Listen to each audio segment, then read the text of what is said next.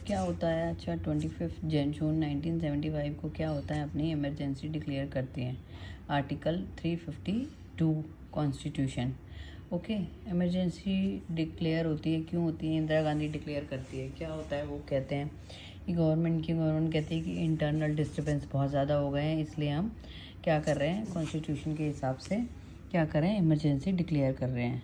तो अब क्या है, जो सारा रूल है ना, उसमें क्या हो गया, सेंट्रल गवर्नमेंट के अंडर हो गया।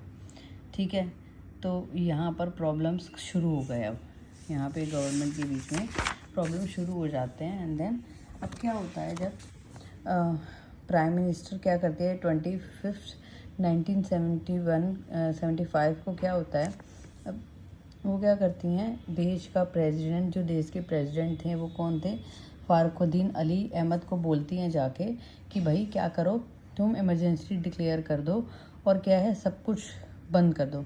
जो न्यूज़पेपर वगैरह छप रहे थे वो लोग क्या है, उनको बंद करा दिया, उनके ऑफिस को इलेक्ट्रिसिटी डिसकनेक्टेड करा दी, और बहुत लार्ज नंबर पर जो लीडर थे उनको, पार्टी को अरेस्ट कर लिया गया। कैबिनेट मिनिस्टर जो थे उनको क्या मीटिंग में बुलाया गया, और सुबह 6 बजे 26 तारीख को, 25 तारीख को इमरजेंसी रात को आधी रात के बाद डिक्लेयर हुई थी ना, तो 26 जून को क्या करा, उन्होंने मीटिंग बुलाई। अब इसके परिणाम क्या हुआ, कॉन्सिक्वेंसेस क्या हो गए इसके, अब बहुत ज़्यादा आपने मूवी भी देखी होगी इसकी। जब इंदिरा गांधी की मूवी आई थी अभी, कंगना की, तो मूवी में भी आपने देखा होगा कि जब स्ट्राइक जब हुआ था, कॉन्सिक्वेंसेस क्या हुए थे इसके इमरजेंसी के बाद। तो स्ट्राइक को बैन, जो स्ट्राइक्स हो रखी थी उसको बैन कर दिया। बहुत सारे अपोजिशन के लीडर को क्या करा, इन्होंने जेल में डाल दिया उठा के। जो प्रेस वगैरह थी वो सब बंद कर दिए। न्यूज़पेपर क्या है, बिना अप्रूवल के इन्हें वो नहीं कर सकते, पास नहीं कर सकते। और क्या करा इन्होंने, आरएसएस और जनमित इस्लामी को क्या करा, ये इन्हें पपराजिस वगैरह जो थे उनको सबको इनके सामने खड़ा कर दिया कि भाई जो भी परमिशन मिल लेनी है पहले इनकी गवर्नमेंट से ली जाएगी, इससे पहले कुछ नहीं होगा। ठीक है, और इन्हें क्या, प्रिवेंटिव डिटेंशन, मतलब शक के आधार पर लोगों को क्या करा कि जैसे इस पर शक है तो चलो पकड़ के जेल में डाल दिया, ऐसे सब कर दिया। तो बहुत ज़्यादा प्रॉब्लम्स शुरू हो गए। और क्या है, क्या करा फिर, मैगज़ीन जो सेमिनार और जो मेन स्ट्रीम की जो मैगज़ीन्स थी, उन्होंने क्या करा, अपने जो थे ना वो मैगज़ीन्स ही बंद कर दिए, अपने जो प्रिंटिंग प्रेस जगह थी वो सब बंद कर दिए। और क्या करा, बहुत सारे जर्नलिस्ट को अरेस्ट करा। और क्या करा इन्होंने, बहुत सारे जर्नलिस्ट को करा, और लोग इनमें से जो इनके थे ना बंदे, जो इनके बंदे थे उनके खुद के, जिन्होंने ये इमरजेंसी लगाई थी, वो क्या है, अंडरग्राउंड हो गए, कुछ तो अंडरग्राउंड हो गए कुछ।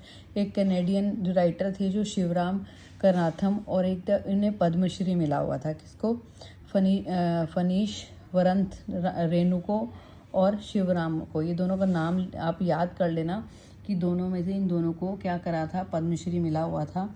लेकिन इन्होंने क्या करा, जब इन्होंने देखा कि देश में इन्होंने ये इतना इस तरह से लोगों को परेशान कर रहे हैं ज़बरदस्ती, क्या करा, इमरजेंसी लगा के, और उसके बाद तो फिर उन्होंने बोला कि हमें हमारे जो ये पद्मश्री है इन्होंने गवर्नमेंट को वापस लौटा दिए। ठीक है, अब क्या, इन्होंने इतनी ज़्यादा प्रॉब्लम क्रिएट कर दी कि इंदिरा गांधी की गवर्नमेंट ने, हाई कोर्ट क्या करा कि प्राइम मिनिस्टर, प्रेसिडेंट और वाइस प्रेसिडेंट जो भी डिसीज़न लेंगे वो भी सब पूछा जाएगा। तो इन्होंने क्या करा, लेजिस्लेचर की जो वैलिडिटी थी उसको भी 1 साल बढ़ा दिया।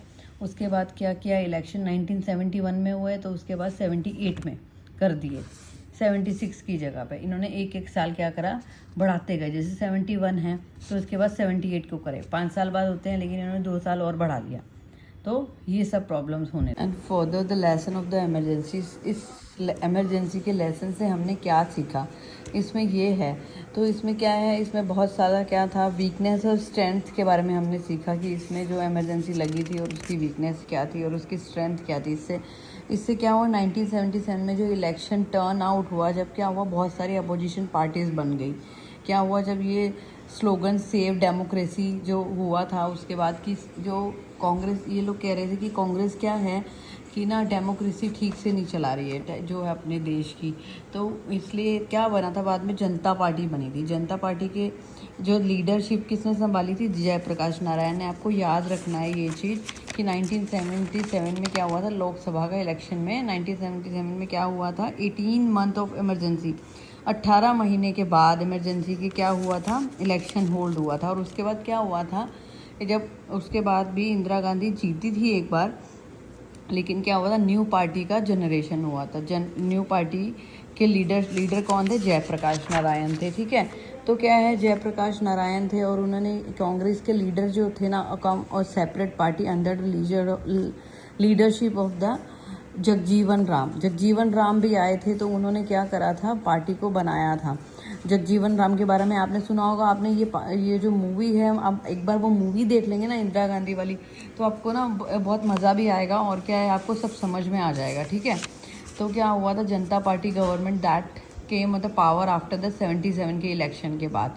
तो उसके बाद क्या हुआ था, चरण सिंह जो थे ना, चरण सिंह मोरारी देसाई और अटल बिहारी वाजपेयी, ये सब जो थे ना, ये इस पार्टी में थे। जनता पार्टी गवर्नमेंट जो नई बनी थी ना, वो सब थे। Jayaprakash Narayan first non Congress government. पहले क्या, हमेशा से कांग्रेस का जो क्या है रूल रहा है।